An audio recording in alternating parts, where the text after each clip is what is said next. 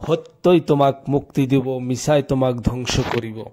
এজন বিশিষ্ট ব্যক্তিয়ে খবৰৰ কাগজ পঢ়ি থকা অৱস্থাত কোনোবাই সুধিলে, জনাব কি কৰি আছে?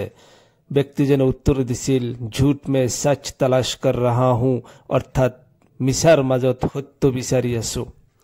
যদিও কথিত আছে মিছা কথাৰ ঠেং চুটি, বৰ্তমান সময়ে সেই সৰু সৰু ঠেঙৰ দ্বাৰাও মিছা কথাই যেন আদালতৰ মজিয়া পায়গৈ। কোনো ব্যক্তিৰ দ্বাৰা যদি আপুনি ক্ষতিগ্ৰস্ত হৈছে, পাৰিলে ব্যক্তিজনক ক্ষমা কৰি দিয়ক, আৰু যদি ক্ষমা কৰি দিয়াৰ অন্তৰ নাই, তেন্তে যিখিনি ঘটনা ঘটিছে সেইখিনি ঘটনাৰ ওপৰতে আপুনি এজাহাৰ দিয়ক, 100% আপুনি ন্যায় পাব। কিন্তু অতিৰিক্ত প্ৰতিশোধ লোৱাৰ মানসিকতাত আপুনি মিছা কথা যোগ কৰি এজাহাৰ দায়েৰ কৰিলে, মিছা সাক্ষী প্ৰদান কৰিলে, শেষত দেখা যায় যে আসামীজনক আদালতৰ পৰা খালাস দিয়ে, আৰু আপুনি নিজকে বুজনি দিলে যে টকা আছে নহয়, উকিলকে কিনি লৈছে, জজকো কিনি লৈছে, সকলোকে কিনি লৈছে, আৰু চোৱা আজি আসামীজন খালাস পাইছে। কিন্তু আপুনি বুজিব নোৱাৰিলে যে ভুলটো ক'ত হৈছে। মানুহজনক তাৎক্ষণিকভাৱে এৰেষ্ট কৰাৰ বাবে 90% মিছা কথা যোগ কৰি আপুনি এজাহাৰ দাখিল কৰিছে। যেতিয়া 90% আপুনি মিছা কথা লিখিছে, আপোনাৰ 10% সঁচা কথাও 90% মিছা কথাৰ প্ৰভাৱত প্ৰভাৱিত হৈছে।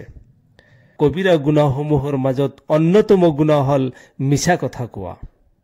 আল্লাহৰ নবী সাল্লাল্লাহু আলাইহি ওয়াসাল্লামে কৈছে, মিছা কথা যিসকলে কয়, এই মিছা কথাৰ প্ৰাদুৰ্ভাৱত মিছা কথাৰ এটি বিশ্ৰী দুৰ্গন্ধ আছে, সেই দুৰ্গন্ধত ফৰিস্তাসকলে 1 মাইললৈকে আঁতৰি যায়।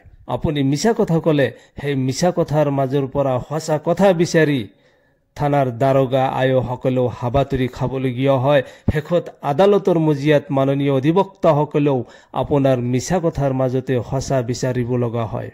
নবী কৰিম সাল্লাল্লাহু আলাইহি ওয়াসাল্লামৰ এটি হাদিসৰ মফহুম যে মানুহ হিচাপে এজন মুছলমানৰ দ্বাৰা যিকোনো অপৰাধ হ'ব পাৰে, তেওঁৰ দ্বাৰা যিকোনো অপৰাধ হোৱাৰ সম্ভাৱনা থাকিব পাৰে, কিন্তু এজন মুছলমান ব্যক্তি তেওঁৰ দ্বাৰা 2টা গুনাহ কেতিয়াও হ'ব নোৱাৰে। 1 নম্বৰ হ'ল তেওঁ কেতিয়াও ধোকা দিব নোৱাৰে, আনটো হ'ল তেওঁ কেতিয়াও মিছা ক'ব নোৱাৰে। আল্লাহৰ নবী সাল্লাল্লাহু আলাইহি ওয়াসাল্লামক প্ৰশ্ন কৰা হৈছিল, ইয়া ৰাসূলুল্লাহ, মুছলমান দুৰ্বল হ'ব পাৰে? আল্লাহৰ নবী কৈছিল, হয় হ'ব পাৰে। আকৌ প্ৰশ্ন কৰা হৈছিল, ইয়া ৰাসূলুল্লাহ, মুছলমান কৃপণ হ'ব পাৰে? আল্লাহৰ নবী সাল্লাল্লাহু আলাইহি ওয়াসাল্লামে কৈছিল, হয় হ'ব পাৰে। আকৌ সোধা হৈছিল, ইয়া ৰাসূলুল্লাহ, মুছলমান মিছলীয়া হ'ব পাৰে? আল্লাহৰ নবী সাল্লাল্লাহু আলাইহি ওয়াসাল্লামে কৈছিল, লা, মুছলমান মিছলীয়া হ'ব নোৱাৰে। আল্লাহ তাআলা পবিত্ৰ কোৰআনত মিছা কথা ক'বলৈ নিষেধ কৰিছে, মিছলীয়া সকলৰ ওপৰত লানত কৰিছে।